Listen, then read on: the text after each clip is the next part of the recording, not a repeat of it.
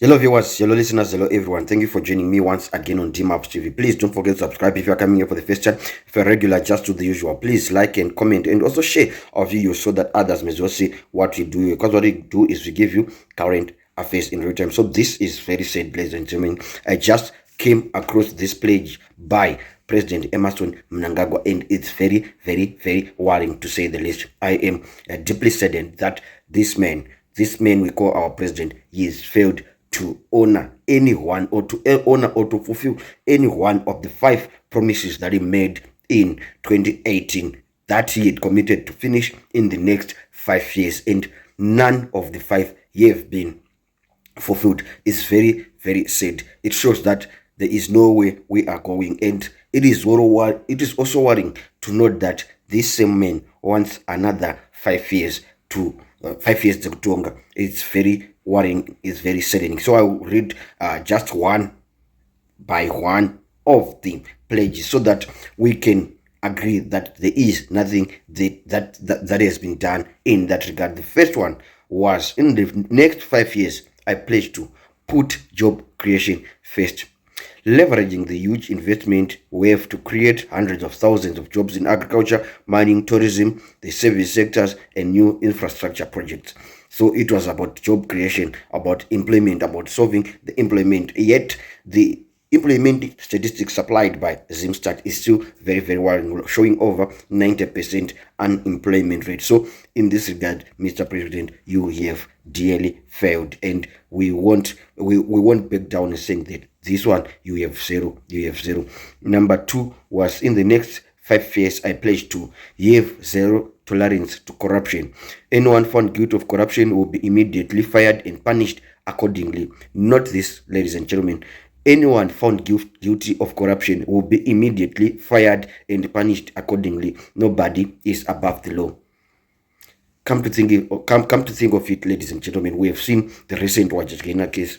He is still roaming the streets, even declaring that I will be here till 2030. Nothing has been done to Wajajgena. He is still out there. He is still roaming the streets free. So this one is a total failure again. We have seen rampant corruption over everywhere, and we have also just learned of the cruisers that were priced at $400,000, but the representative of Croco Motors said those cruisers cost just $110,000. We also saw the laptops case and a whole lot more of issues. So corruption is still rife in Zimbabwe. Number 3 was to establish a modern, affordable healthcare system for all, reducing hospital fees by 50%, improving the supply of critical drugs, granting free healthcare to all cancer patients, and building 78 new hospitals, ensuring 1 hospital per district.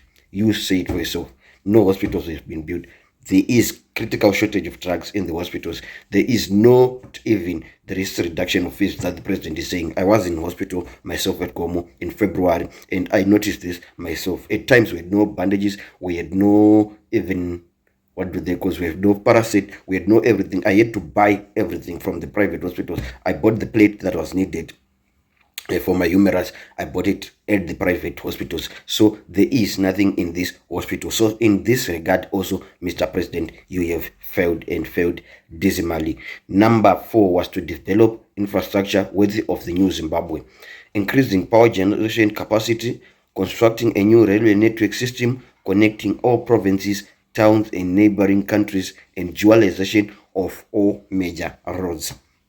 I think the only development that we saw, which is nearly attached to the railway, was the resuming of the Ian Smith trains that we saw through Zupco that we're using, but there is no anyway railway network that was built by this government. They talk about increasing power generation capacity. We have seen unprecedented levels of load shedding, and they keep on coming day by day. And the road, I think what is notable, some roads are being revamped, and we have also seen in the construction of the Mbudzi roundabout interchange. Those are just some of the marks. So on this one, Mr. President, I'll give you a 10%. At least you are doing something.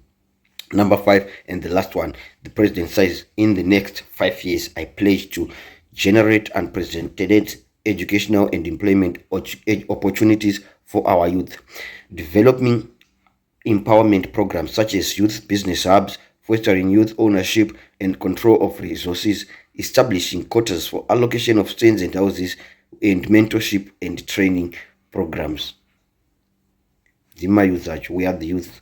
Where is this? Where is this everything? Where is everything? Probably we don't follow, but or probably they are there but belonging to a certain party. But as far as all the youth are concerned, as far as you may agree with me, we do not have any of these. Mr. President, please pull up your shocks. You are left with a few months for your 5 years to end. So please, in those 5 months, you have to fulfill at least 3 of your pledges, not 5. 5 is proved to be a difficult number. Just fulfill 3 so that we may have hope and you, or else if I missed something, you may show us where all these things are, how you created jobs, how you have shown zero tolerance to corruption, how you have established a modern affordable healthcare system for all, and how you have developed infrastructure worth of the new Zimbabwe, and how you have also generated and presented educational and employment opportunities for our youth. We need to see